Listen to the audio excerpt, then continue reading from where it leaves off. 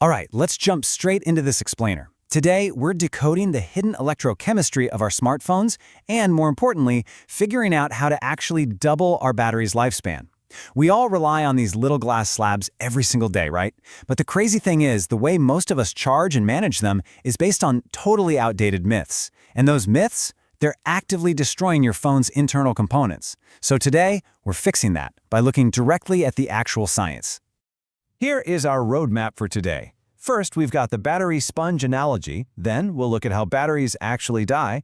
After that, we are debunking some bad battery habits. Fourth, we'll uncover hidden hardware power drains. And finally, the rules for battery longevity. Section 1. The battery sponge analogy. Okay, to really ground the science here, we have to start with a concept called intercalation. It sounds complex, but this is the foundational mechanism of how your phone stores chemical potential energy, which, by the way, is not actual electricity. Inside your battery, there are two electrodes. You got the cathode, usually made of lithium cobalt oxide, and the anode, which is a layered graphite lattice. Intercalation is really just the fancy scientific term for lithium ions physically inserting and extracting themselves from these structures. The absolute best way to wrap your head around this is the sponge and passenger analogy. It's brilliant. Picture the cathode and the anode as two highly porous sponges. Now imagine the lithium ions are tiny passengers moving back and forth between them, completely suspended in a liquid organic electrolyte. This perfectly visualizes what's happening on a molecular level the second you plug your device in. See, charging your phone is quite literally like squeezing water out of one sponge, the cathode, and forcing it under pressure into the other sponge, the anode. The lithium-ion passengers travel right through that liquid electrolyte. And discharging, like when you're actually using your phone, that's just the natural release of that pressure as the passengers flow back. So the ultimate goal for battery longevity is high efficiency.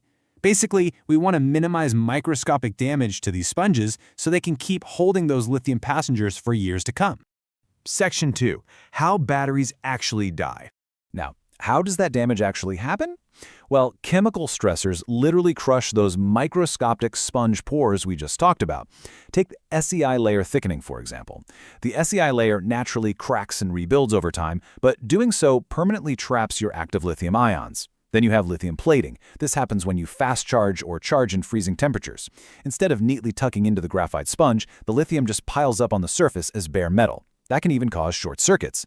But cathode electrolyte oxidation, that is perhaps the most silent killer of them all.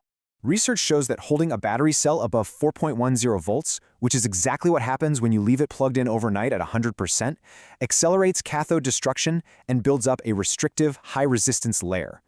According to battery scientist Dr. Jeff Dawn and historical satellite battery research from NASA, cells held above that 4.10 volt mark decay rapidly because of this oxidation. Oh, and heat? Heat makes this so much worse. A fully charged battery is highly reactive. Storing it at high temperatures causes massive capacity loss. To put it in perspective, keeping it at 60 degrees Celsius drops its retention to a staggering 60% in just 3 months. Section 3. Debunking bad battery habits. Knowing how fragile these microscopic sponges are, it's time to debunk some major myths. First up, swiping apps away from your multitasking screen. You probably think this saves battery, right? Actually, no. Forcing the operating system to do a cold restart later spikes your CPU and drains significantly more power than the built-in app suspension feature. Modern OSs use an incredibly efficient feature called tombstoning. It basically freezes minimized apps in low-power RAM, drawing 0 CPU cycles. When you swipe an app away, you purge it. So reopening it forces the phone to reload all those assets from slow flash storage back into RAM. That causes a CPU power spike that drains way more energy than if you just left it suspended. Here's another super persistent myth, the idea that you need to drain your phone to 0% to clear its memory. Let me be clear, modern lithium-ion batteries have absolutely no physical memory effect like those old nickel-cadmium ones did. In fact, dropping below 2.5 volts per cell triggers copper dissolution at the anode. This permanently degrades ion mobility and even risks a short circuit the next time you charge it.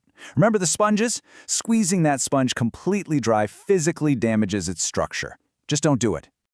And what about putting batteries in the fridge or freezer to save them? While it is true that cold slows down chemical reactions, putting batteries in the freezer introduces moisture. That moisture corrodes the contacts and ruins the internal seals, which completely negates any self-discharge benefits you might have gotten. Major manufacturers like Duracell and Energizer explicitly warn against this. Just store your batteries in a dry, room temperature spot.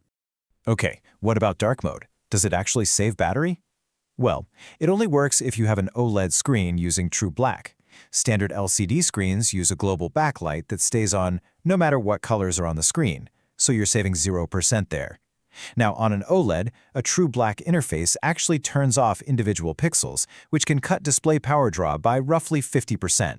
But if you're using a typical dark gray theme instead of true black, you're barely moving the needle, saving maybe 10% at best. Section 4. Hidden hardware power drains. Zooming out a bit, let's look at how your hardware is secretly taxing your battery. Locking your screen to 120 Hz refresh rate adds a heavy GPU tax, bumping up power draw by up to 36%. Then there's 5G non-standalone networks. Here, your modem has to connect to both a 4G and a 5G band at the exact same time, which slabs a 10% battery tax right on top.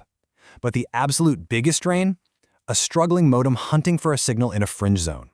That can spike your power draw by a massive 50% as it constantly scales up transmission power just trying to stay connected.